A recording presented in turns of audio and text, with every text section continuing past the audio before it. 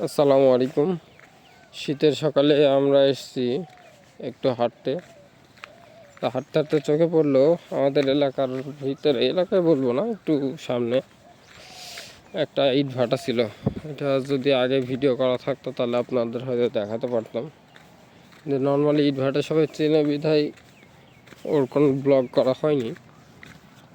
তো এই পুরোটা যেখান দিয়ে হাঁটছি দেখতে পাচ্ছেন, যে বিস্তীর্ণ যে জায়গাটা, এই পুরোটাই কিন্তু আপনার হচ্ছে ইট ভাটা ছিল,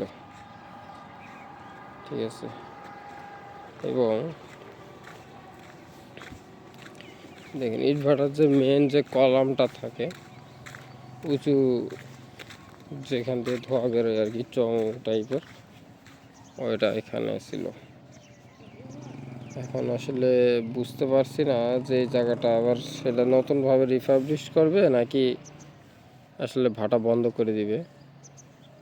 তো বেশ কিছুদিন আগেও ভাটা দণ্ডায়মান ছিল, হতে পারে টেকনিক্যাল ইস্যুর কারণে যে পুরনো হয়ে গেছে বিধায় এটাকে নতুনভাবে করতে চাচ্ছে, তার জন্য সব কিছু সেট আপ আবার নতুন করবে বলে ভাঙা পড়ছে, এমনও হতে পারে।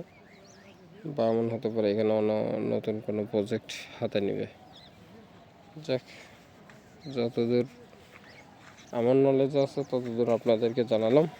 আসসালামু আলাইকুম।